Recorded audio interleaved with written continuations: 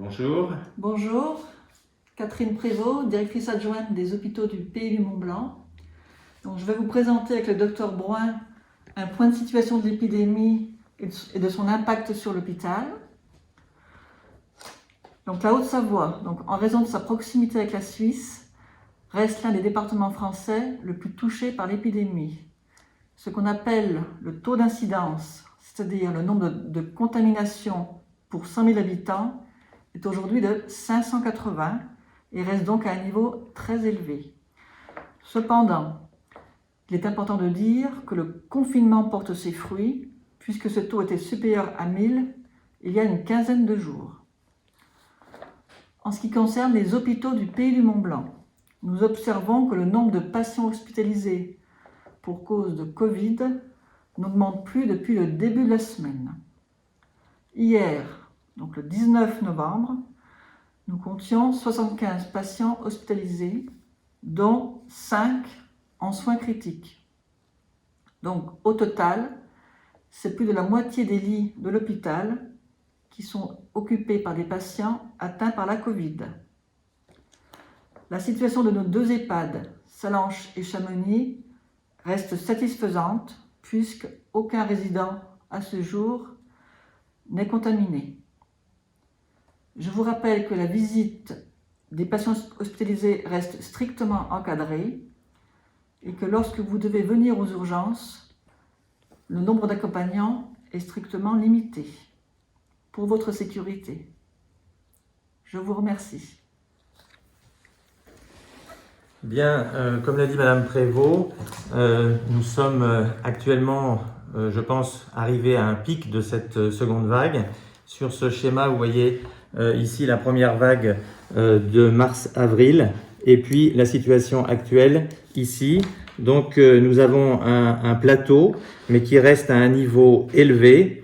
Donc ce type de schéma n'est pas spécifique aux hôpitaux du Pays du Mont-Blanc. Il est à peu près le même pour tous les hôpitaux de la Haute-Savoie et de la région Rhône-Alpes, qui a été très impacté par cette seconde vague, contrairement à la région parisienne, où on constate une nette décroissance des patients hospitalisés et une seconde vague qui a été moins importante que la première, peut-être en raison de l'effet du couvre-feu qui a précédé le confinement. Alors si le nombre des patients varie très peu aux hôpitaux du Pays du Mont-Blanc, ce n'est pas parce que les patients restent hospitalisés pour de longues durées, c'est simplement qu'il y a un renouvellement des patients. Il y a des patients nouveaux Covid qui entrent tous les jours et qui remplacent d'autres patients qui sont sortis guéris ou malheureusement qui sont décédés. En effet, le nombre malheureusement de patients décédés durant cette seconde vague va être supérieur à celui de la première. Alors il s'agit de patients âgés, le plus souvent de plus de 80 ans, parfois avec de lourdes comorbidités, mais parfois également des patients qui étaient autonomes à domicile et qui auraient pu vivre peut-être 5 ou 10 ans de plus. Alors pour vous donner une image de cette seconde vague aux hôpitaux du Pays du Mont-Blanc, si lors de la première vague, le niveau de l'eau nous était arrivé au niveau des épaules, il est arrivé cette fois-ci au niveau du menton. En effet, plus de la moitié donc des lits, comme a dit Madame Prévost, ont été occupés et sont toujours occupés par des patients Covid, mais cela ne veut pas dire que les 40 autres pourcents étaient vides, puisqu'ils étaient remplis par d'autres pathologies, en particulier des pathologies cardiaques, des infarctus, des accidents vasculaires cérébraux, des insuffisances cardiaques. Donc on est passé extrêmement très près de la submersion de l'hôpital, c'est-à-dire de patients qui seraient restés des heures, voire des jours sur des brancards aux urgences.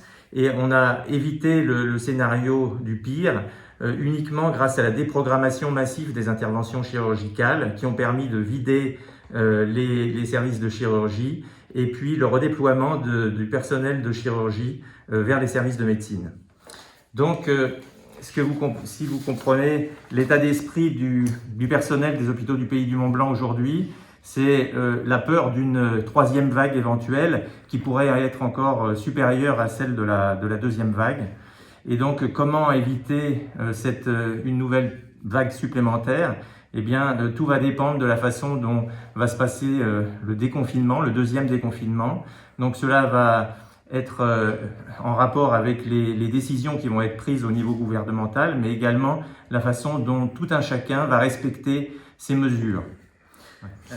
Je ne veux pas jeter la pierre aujourd'hui en direction des décideurs politiques, car il est toujours difficile d'être pris entre des impératifs économiques et des impératifs de santé, et d'autant plus qu'il n'existait pas de consensus médical à la fin de la première vague sur l'évolution de la pandémie.